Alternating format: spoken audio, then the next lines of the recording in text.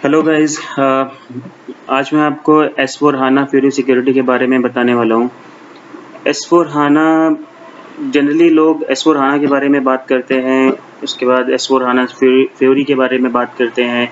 तो बेसिकली ये S4 हाना क्या है, S4 हाना फ्यूरी सिक्योरिटी क्या है, एक्स का रिलेवेंस क्या है, यहाँ पे इसका मतलब क्या है, ये सारी चीज़ें मैं आपको बताऊँगा। इसके अलावा मैं आने वाले सेशंस में आपको ये बताऊंगा कि कैसे हम कोई भी एप्लीकेशन क्रिएट करते हैं, ट्रांजैक्शनल एप्लीकेशन क्रिएट करते हैं, एनालिटिकल एप्लीकेशन, फैक्ट एप्लीकेशन कैसे हम क्रिएट करते हैं और कैसे उन एप्लीकेशंस का एक्सेस जो है वो हम यूज़र को असाइन करते हैं और उसके बाद यूज़र किस तरह से उसे एग्जीक्यूट करता है। ये सारी चीज़ें मैं आपको आने वाले सेशंस में बताऊंगा। पर अभी मैं आपको एक फ्यूरी सिक्योरिटी का एक जनरल ओवरव्यू देना चाहता हूँ ताकि आप सारी टर्मिनोलॉजी को एक बार समझ सकें और आने वाले सेशंस में मैं आपको अगर कुछ नया ऐसा कोई टर्म आता है या कोई ऐसी चीज़ आती है जो कि मैंने एक्सप्लेन नहीं किया होगा तो मैं उसको डिटेल में बताऊंगा।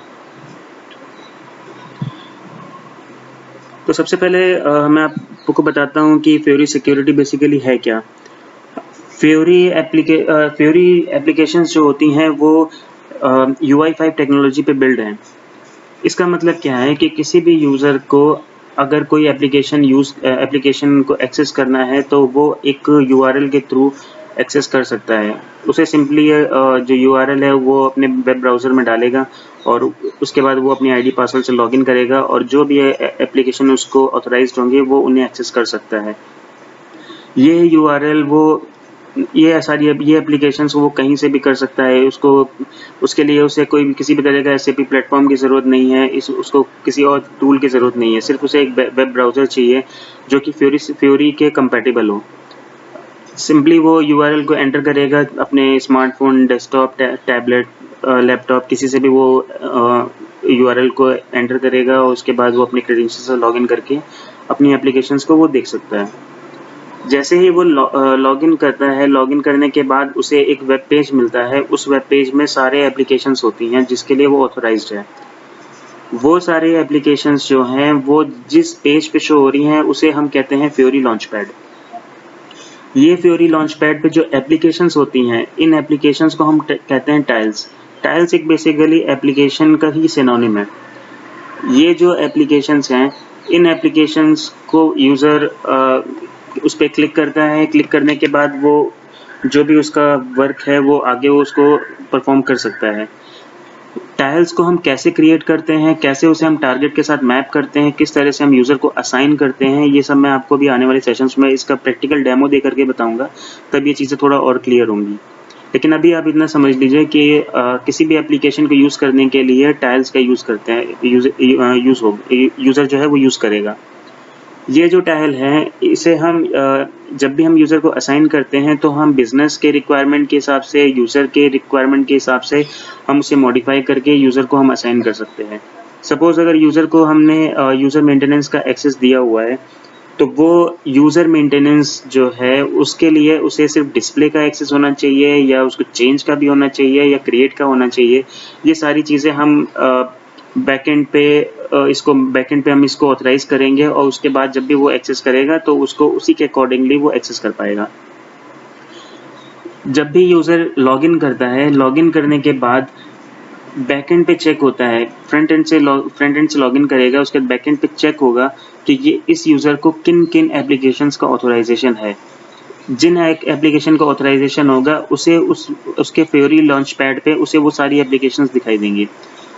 ये जो बैकग्राउंड में चेक कर रहा है, बैकग्राउंड में जाके बैकएंड सिस्टम पे वो देख रहा है, तो ये सर्विसेज के थ्रू कॉल होता है।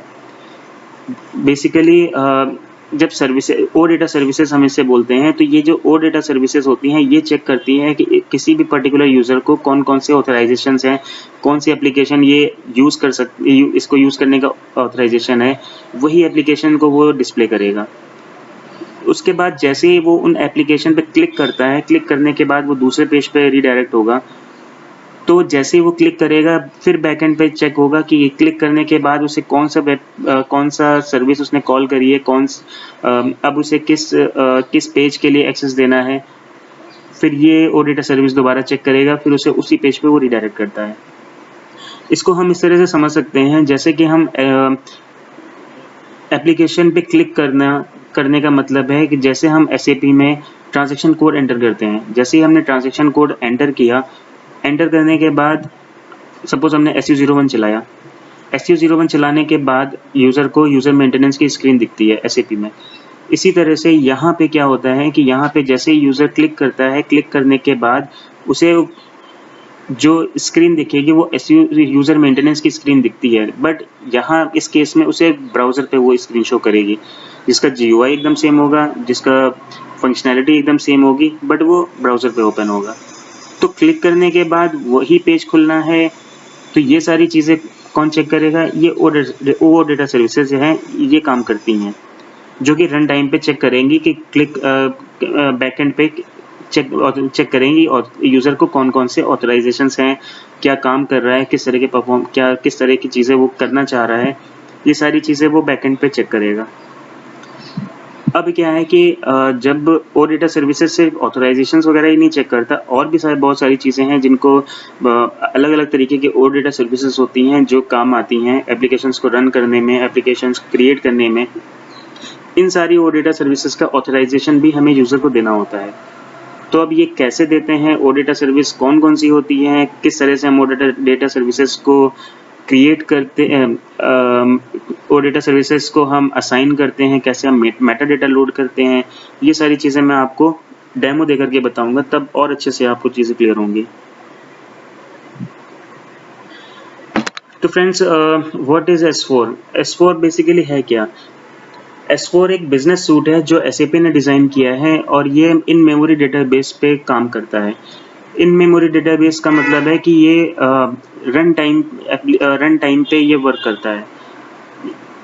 जो भी रिजल्ट है, जो भी ये फंक्शनैलिटी ये देगा, ये रन टाइम पे ही आपको देता है। मतलब इसका मतलब ये है, इसीलिए हम कहते हैं कि ये काफ़ी जो है ये कंपैरेटिवली बहुत फास्ट काम करता है, क्योंकि ये जो भी डेटा रीड करता है वो डायरेक्टली ये रैम से रीड करता है, ना कि ये हार्ड ड्राइव से आपके रीड करके देता है। इसीलिए इसे इन मेमोरी डेटाबेस का कंसेप्ट बोला गया है। तो पहले क्या होता था कि जब हम ECC सूट पे काम करते थे, तो ECC में बैकएंड पे ओरेकल डेटाबेस हम यूज़ करते हैं। तो ये ओरेकल डेटाबेस बाद में SOH के टाइम पे ECC तो वैसे ही रहा, बैकएंड पे ओरेकल की जगह हाना डेटाबेस का यूज़ किया गया। तो सारा का सारा डेटा ECC तो यूज़ हो ही रहा था, उसके बाद ओरेकल से सारा डेटा माइग्रेट होता है फिर हाना डेटाबेस पे। और हाना और ये इसलिए किया गया क्योंकि ये कंपैरेटिवली बहुत फास्ट है, क्योंकि ये इन मेमोरी टेक्नोलॉजी को यूज़ करता है। मैंने आपको बताया क्योंकि ये रन टाइम पे डेटा प्रोसेसिंग करता है, डेटा को रैम में लोड करता है और रैम से डायरेक्टली ये रीड करता है, इसलिए ये कंपैरेटिवली फास्ट है। पर अभी भी इसमें ECC में बहुत सारे नई फंक्शनैलिटी आनी बाकी थी। बहुत सारी ऐसी एप्लीकेशंस बाद में इंट्रोड्यूस हुई, जैसे कि एनालिटिकल ऐप, फैक्टशीट्स ऐप। ये सारी चीज़ें आप ECC SAP पे नहीं चला सकते।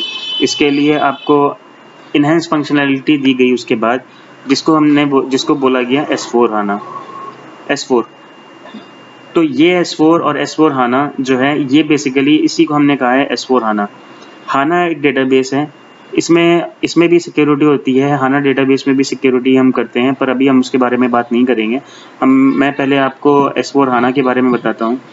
तो S4 में बहुत सारे ट्रांजैक्शन कोड, बहुत सारी एप्लीकेशंस आप रन करते हैं, जो कि ऑलरेडी आप पहले SAP सिस्टम में, ECC में, CRM में, उन सब में आप चला रहे होंगे। वो सारी एप्लीकेशंस तो यहाँ पे रन होंगी, पर इसके साथ कुछ इन्हेंस्ड एप्लीकेशंस हैं जो कि यहाँ पे इंट्रोड्यूस हुई हैं, जो कि मैंने आपको बताया एनालिटिकल और फैक्टशीट्स ऐप हैं, और भी KPI टाइल्स वगैरह, ये सारी चीज़ें इंट्रोड्यूस हुई इसमें। तो इसी को कंबाइन होकर के इसको बताया गया S4 हाना। और जो मैंने आपको S4 Hana XXXX in starting में बताया था, इस XXX का मतलब क्या है वो मैं आपको बताता हूँ। उसके पहले आप ये जान लीजिए कि फ्यूरी सिक्योरिटी बेसिकली होता क्या है। फ्यूरी सिक्योरिटी एक SAP के थ्रू डिलीवर किया हुआ एक कंसेप्ट है, जो कि UI5 डिज़ाइन पे काम करता है। जैसे कि मैंने बताया आपको कि यूज़र को एक्सेस करने, किसी भी एप्लीकेशन को एक्सेस करने के लिए सिंपली वो यूआरएल को एक्सेस करेगा, अपना आईडी और पासवर्ड डालेगा और उसको वो सारी फ्यूरी लॉन्च पैड पे वो सारी एप्लीकेशन शो करेगा जिसके लिए वो ऑथोराइज्ड है।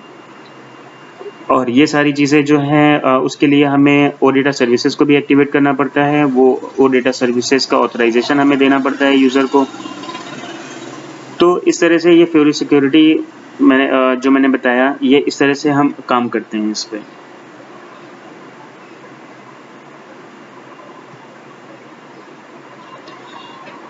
सो गाइस, अब मैं आपको बताता हूँ जो वहाँ पे S/4HANA XXXX का मतलब क्या है। XXXX बेसिकली वो क्या था कि वो वर्जन बताता है कि S/4HANA का कौन सा वर्जन आप यूज़ कर रहे हैं, कौन से वर्जन की एप्लीकेशन है जो आप यूज़ करेंगे। तो इसमें आप देख सकते हैं ये फ्यूरी एप्लीकेशन लाइब्रेरी है। यहाँ पे मैंने एक आपको एग्जांपल देकर बता रहा हूँ एक्चुअल कैश फ्लो का। ये एक्चुअल कैश फ्लो में आप देखेंगे तो इसमें S/4HANA के ये बहुत कई सारे वर्जन्स हैं। आपने जो भी वर्जन कॉन्फ़िगर कर रखा है अपने SAP सिस्टम पे, उस वर्जन की एप्लीकेशन को ही आप क्रिएट करेंगे, आप उसको कॉन्फ़िगर करेंगे। इसके अलावा कोई दूसरी जो आपके में इंस्टॉल नहीं है, आप वो एप्लीकेशन को अगर कॉन्फ़िगर करते हैं तो उसमें एरर भी आ सकती है और वो किसी पॉइंट पे जा कर के हो सकता है कि वो सही से वर्क ना करे, उसकी फंक्शनैलिटी काम ना करे। तो बेसिकली S/4HANA 1909 ये अभी लेटेस्ट वर्जन चल रहा है और उसके पहले 1809, 1709 ये सारे वर्जन्स थे। तो ये चीज़ आपको पहले चेक करनी पड़ेगी अपने सिस्टम में कि आपका कौन सा वर्जन है और उस वर्जन के कंपैटिबल कौन सी एप्लीकेशन एप्लीकेशन कॉन्फ़िगर करने के लिए कौन से वर्जन की एप्लीकेशन आप यूज़ करेंगे। ये फ्यूरी लाइब्रेरी का लिंक है, आप चाहे तो इसको नोट कर सकते हैं और अगर आप डायरेक्टली गूगल पे टाइप करेंगे SAP फ्यूरी लाइब्रेरी तो ये वहाँ पे भी आपको आपको बता देगा, आपको दिखा देगा, आप वहाँ से भी डायरेक्टली एक्सेस कर सकते हैं।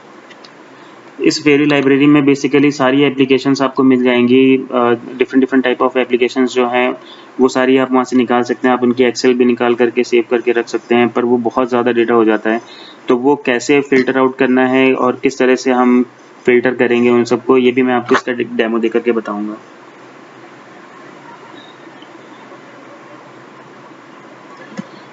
तो फ्रेंड्स, SAP फ्यूरी जो है, पहले SAP फ्यूरी का 1.0 आया, फिर वो 2.0 आया, फिर 3.0 आया। तो SAP जो है सबसे ज़्यादा यूज़ किया जाने वाला ERP है।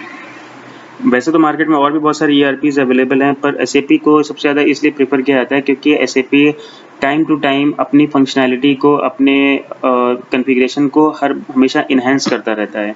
हर बार वो कुछ नया लेकर के आपके सामने आता है, इसीलिए फ्यूरी को SAP को सबसे ज़्यादा यूज़ किया जाता है। बिज़नेस में हम सबसे ज़्यादा इसको यूज़ करते हैं। इसके बाद मैं आपको एक चीज़ बताना चाहूँगा कि बहुत सारी कई तरीके की एप्लीकेशंस होती हैं जो आप यूज़ करते हैं, जैसे कि ट्रांज़ैक्शनल एप्लीकेशंस होती हैं, एनालिटिकल एप्लीकेशंस होती हैं, फैक्ट शीट्स ऐप होती हैं। तो ये बेसिकली है क्या?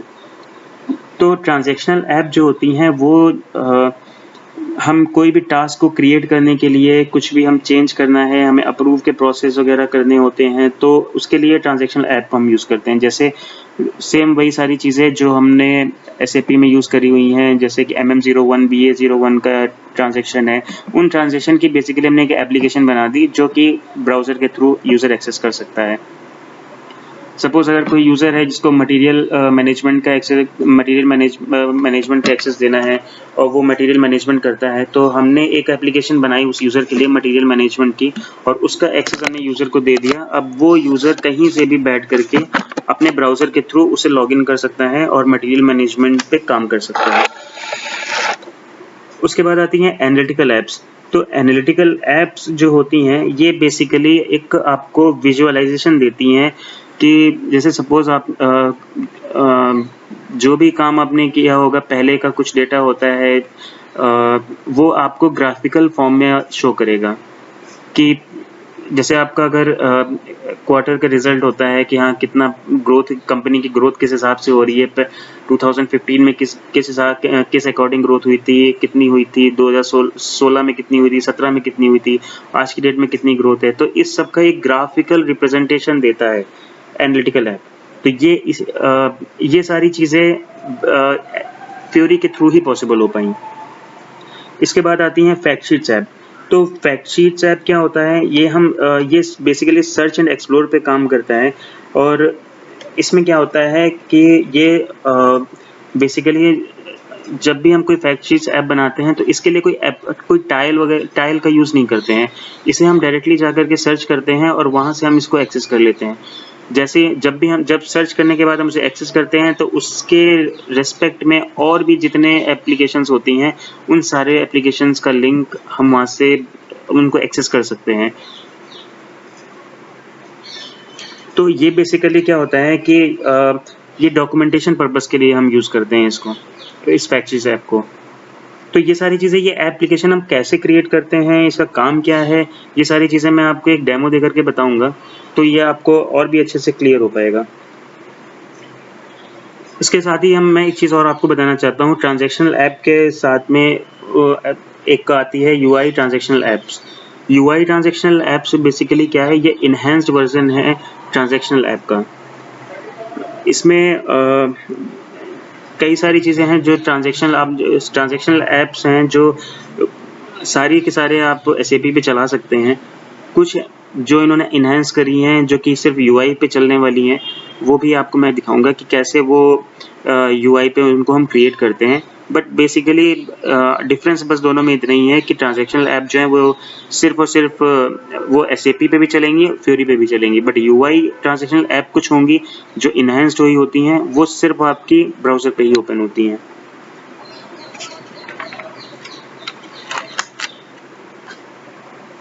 तो गाइस अभी आज के लिए बस इतना ही। मैं आपको इस अगले सेशन में आपको बताऊंगा कि किस तरह से ट्रांजैक्शनल ऐप क्रिएट करते हैं हम, और किस तरह से हम different type of applications create करते हैं, और डेटा सर्विसेज कैसे एक्टिवेट करते हैं, और उनको टाइल्स और टारगेट मैपिंग को हम कैसे सिमेंटिक ऑब्जेक्ट के थ्रू मैप करते हैं। ये सारी चीज़ें मैं आपको अब प्रैक्टिकल करके बताऊँगा। तो गाइस अभी के लिए बस इतना ही। Thank you so much.